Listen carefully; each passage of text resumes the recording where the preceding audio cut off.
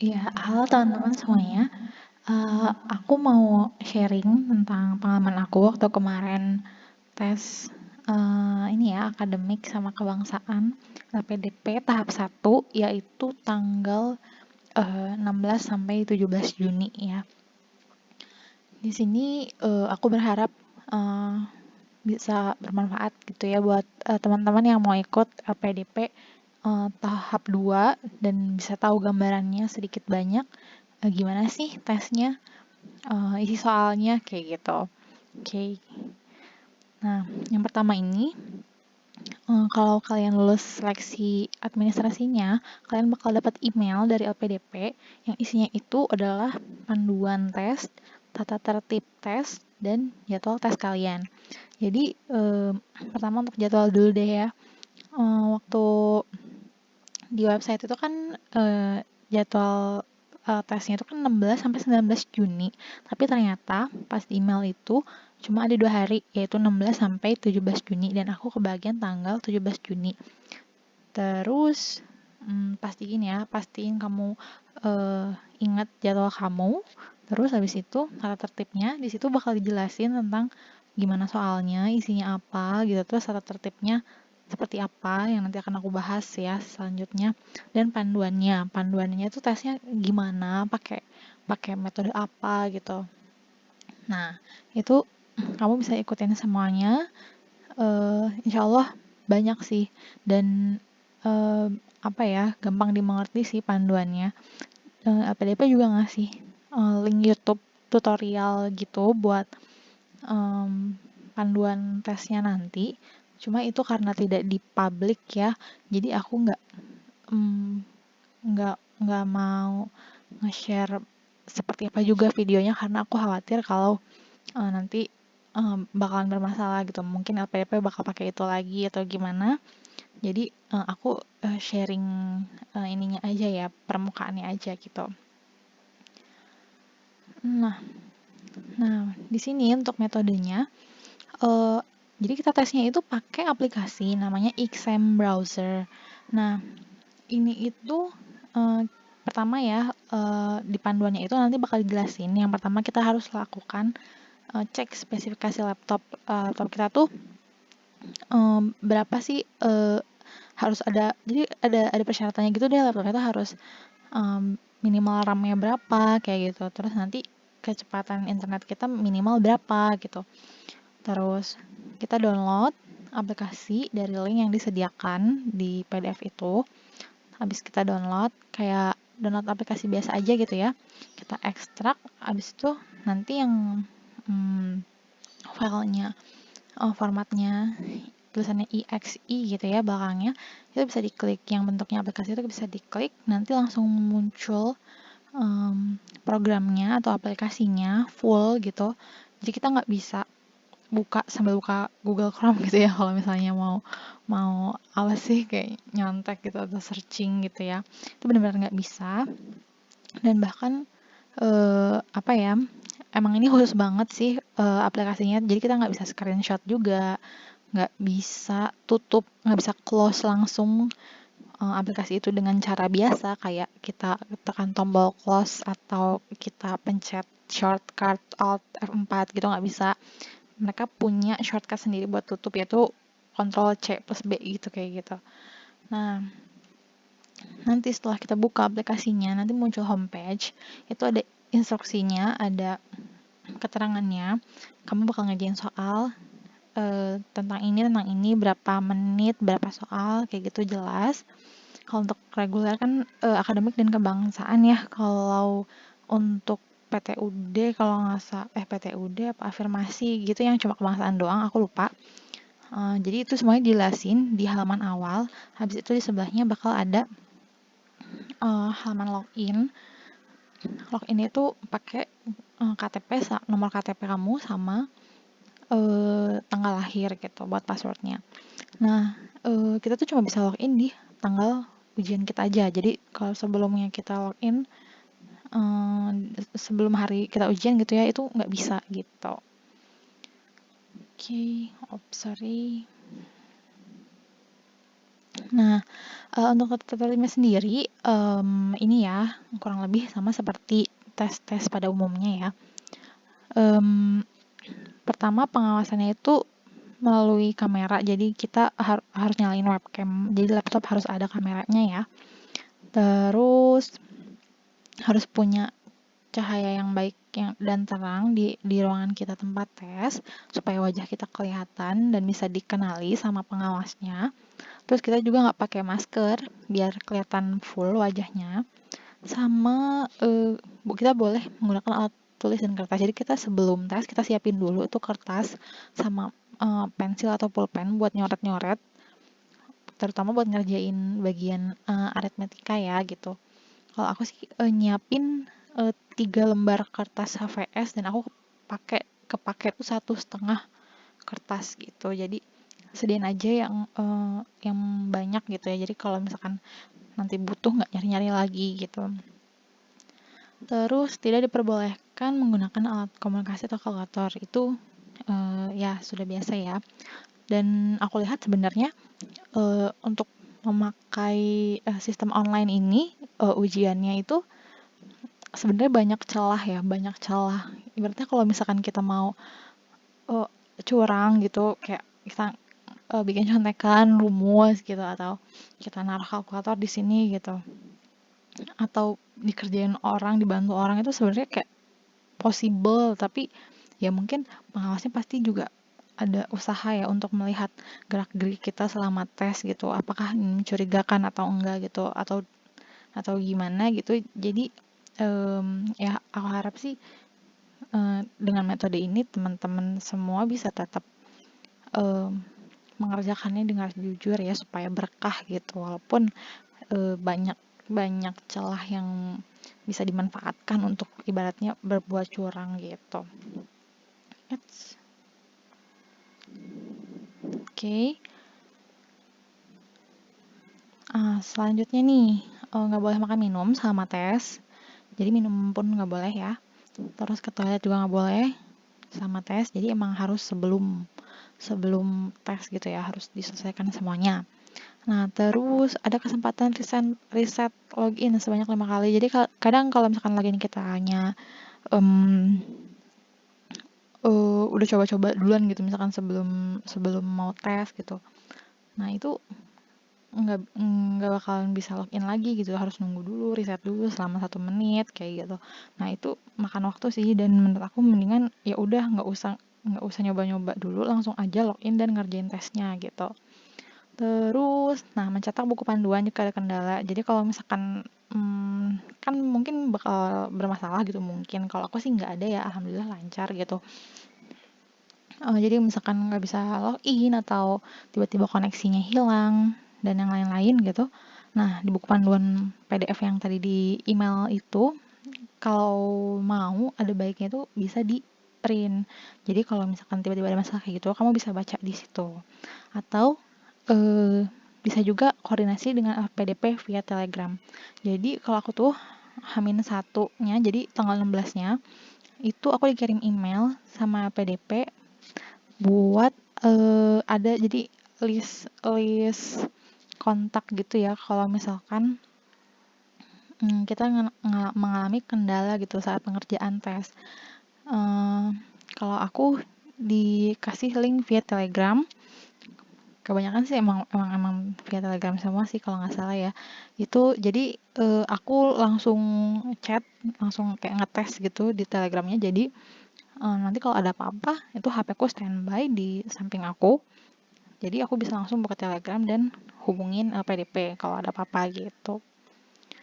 Oke, terus nah untuk waktunya ini akses aplikasinya jam 8 sampai jam 16. Jadi misalnya aku kemarin kan aku kan tanggal 17 Juni tuh tesnya ya. Terus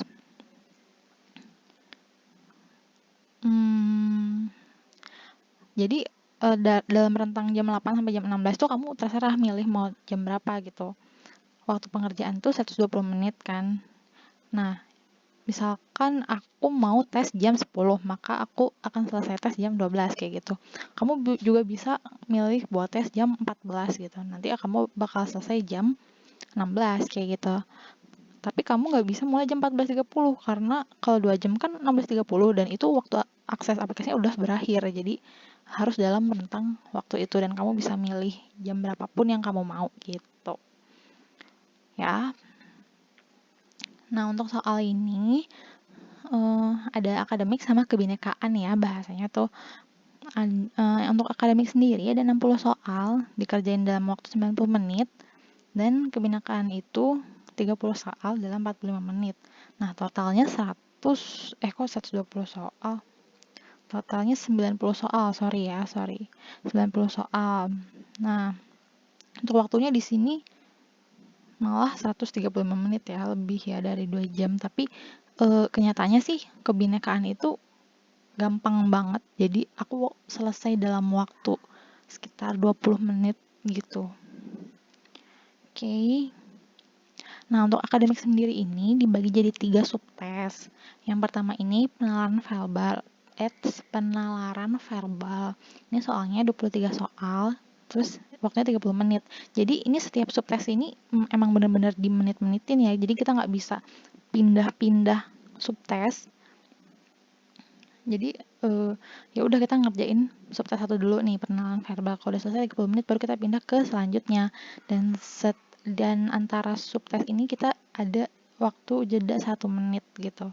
Benar-benar 1 menit, mereka kasih waktu 1 menit baru pindah ke subtes berikutnya. Jadi kita nggak bisa ganti-ganti soal di semua subtes ini.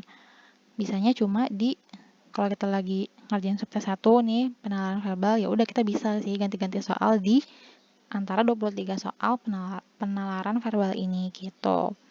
Nah, penalaran verbal ini ada 3 bagian, analogi, logis, dan analitis ya. Jadi nggak ada soal sinonim, antonim gitu. Padahal aku udah belajar ya. Tapi nggak ada soal kayak gitu. Cuma ada 3 jenis soal ini yang nanti aku bakalan kasih contohnya berikut ini. Terus ya jumlah soalnya 23 soal itu dengan pembagian analogi 8 soal, logis 8 soal, analitis 7 soal ya. Untuk selanjutnya penalaran kuantitatif. Nah, ini tuh bisa dibilang matematika gitu ya. Ini ada 25 soal, ngerjainnya 40 menit. Dan menurut aku ini waktu yang sangat terbatas banget ya. Pokoknya gimana ya, kamu tuh harus ngerjain yang mudah dulu dan yang bikin ragu-ragu atau susah tuh lewatin dulu aja gitu, karena menurut aku waktu ini tuh terbatas banget. Dan kalau misalkan kamu nggak sempet ada ngisi gitu, ada yang kosong di akhir-akhir, ya udah isi aja gitu, yang asal aja. Jadi nggak ada, pastikan nggak ada yang kosong karena kan kalau salah nggak ada nilai minus gitu. Siapa tahu kamu beruntung gitu ya kalau ngisi jawaban salah. Maksud aku ngisi jawaban walaupun kamu nebak gitu. Nah, untuk penalaran kuantitatif ini ada 3 bagian ya. Deretan bilangan, deret seperti biasa tuh, deret, terus aritmatika dan aljabar, hitung-hitungan, terus sama kecukupan data. Nah, kecukupan data ini aku jarang lihat ya di soal-soal TPA gitu, buku TPA gitu. Nah, jadi ini sesuatu yang baru banget buat aku dan nanti aku akan share seperti apa sih soal kecukupan data ini gitu. Nah, untuk yang terakhir nih pemecahan masalah, 12 soal sama dengan 20 menit. Nah, ini tuh juga lumayan ya, waktunya itu mepet sih buat aku. Jadi dia ini pertanyaannya kayak pertanyaan bahasa Indonesia. Jadi ada teks pendek gitu, sekitar 2 paragraf. Isinya tuh kayak berita gitu loh, isinya bacaan berita, terus ada grafiknya juga ditambah dengan grafik. Nah, soalnya tuh kayak bahasa Indonesia aja gitu, kayak pernyataan mana yang benar, yang kayak gitu, atau apa kesimpulan kayak gitu. Sebenarnya nggak sulit, tapi bisa jadi menjebak gitu dengan waktu yang cukup singkat, sedangkan kita harus banyak baca gitu dan teliti gitu. Menurut aku sih ini cukup menantang ya. Nah, ini contoh soal analogi. Ini bukan dari contoh benerannya ya, soal benerannya. Aku cuma ambil aja dari buku TPA Bappenas. kira-kira ya analogi seperti ini ya contoh soalnya gitu, rambut gundul gitu. Jadi jawabannya apa? Pakaian, bugil gitu. Kalau untuk murid, buku, perpustakaan, jawabannya nasabah, uang, bank gitu ya.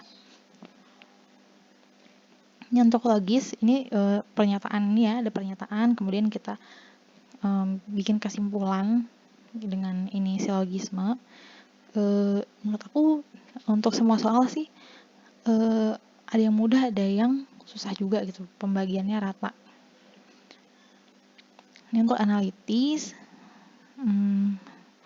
kayak ini ya, kita disuruh nyusun-nyusun gini urutan-urutan.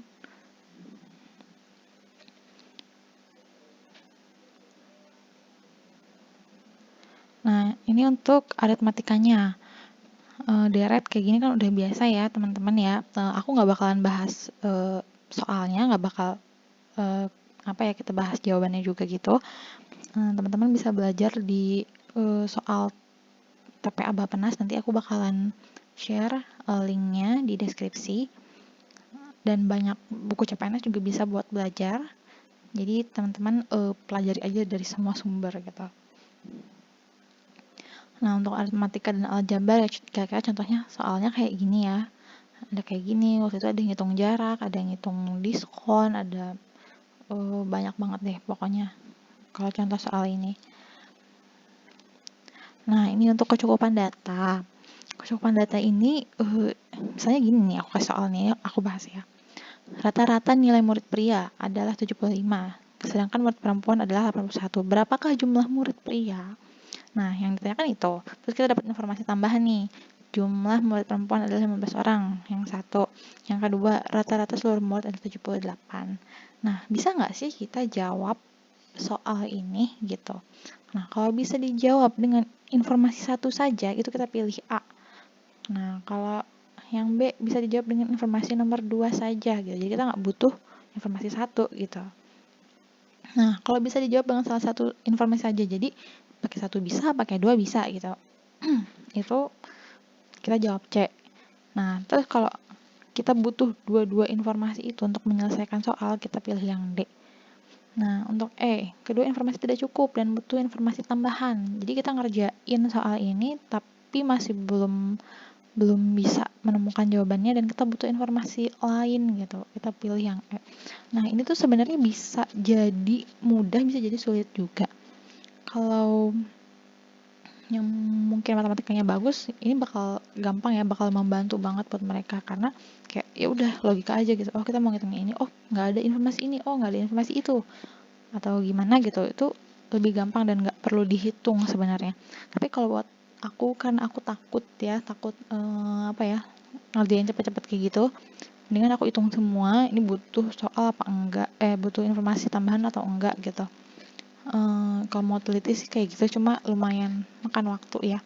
Jadi ini bisa jadi gampang buat orang yang sensenya bagus gitu dalam matematika, bisa juga sulit karena takutnya menjebak gitu dan kita harus benar-benar teliti.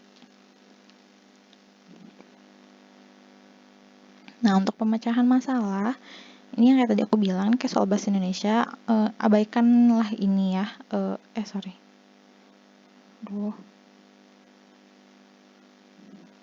Nah, abaikanlah ini ya, paragraf ini tuh berantakan, aku cuma kupas aja. Jadi intinya terdiri dari 2 paragraf pendek dan isinya seperti berita.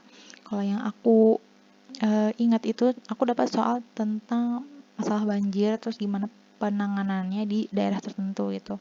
Nah, terus grafiknya itu tentang kayak wilayah yang kena banjir itu dari tahun ke tahun itu paling banyak yang mana, dan ya kayak gitu ya, seperti kayak itu. Nanti yang ditanyain itu ya yang mana yang paling tepat pernyataannya atau kesimpulannya apa, ya kayak gitu ya. Kurang lebih ya seperti bahasa Indonesia SMA sih, tapi harus teliti juga intinya. Nah, lanjut, ini ada yang soal kebinekaan ya. Ini tuh menurut aku lebih gampang daripada soal TWK-nya CPNS kalau kalian pernah ikut CPNS. Ini tuh lebih lebih fokus sama kayak perbedaan agama sama teman gitu, perbedaan pendapat sama teman, terus kontribusi terhadap negara kayak gitu. Ini aku kasih contoh soalnya ya, bisa di pause kalau mau screenshot. Tapi kira-kira seperti ini. Seorang penerima beasiswa di luar negeri tergabung dalam kelompok separatis. Ini yang kemarin beneran aku kerjain ya. Tanggapan Anda seperti apa gitu. Ini cuma ada 3 pilihan untuk di kebinekaan. Yang A, pemerintah harus cabut kewarganegaraannya. Aduh, kenapa sih ini? Maaf ya. Terus penerima beasiswa harus mengembalikan seluruh beasiswa yang diterima atau melapor pada pemerintah agar ditindak sesuai hukum yang berlaku kayak gitu. Cenderung mudah sih, dan aku sempat belajar kayak UUD gitu, Pancasila, NKRI, dan ternyata itu semua nggak ada. Jadi isinya kayak gini aja, kebinekaan. Lebih kayak PPKN gitu ya, cuma pasti ada yang mereka mau lihat dari kita gitu. Dan kalau nggak salah kebinekaan ini nggak akan dihitung dari skor tes ini, hanya untuk pertimbangan mungkin untuk melihat sisi kepribadian kita kayak gitu. Nah, udah selesai pembahasannya. Nanti kalau kalian udah selesai ngerjain tesnya itu di akhir halaman, seperti di CPNS gitu ya, bakalan keluar skor kamu, skor akademiknya tuh berapa setiap subtes yang penalaran verbal, aritmatika, sama pemecahan masalah gitu. Tapi kalau untuk kebinekaan tuh nggak akan keluar skornya karena itu memang tidak dinilai gitu ya, dan tidak ada nilainya. Jadi sepertinya sekian gitu aja, semoga bermanfaat buat teman-teman, bisa ada gambaran untuk gimana nanti kalau mau ikut PDP tahap 2 ya. Mudah-mudahan sukses buat semuanya. Terima kasih.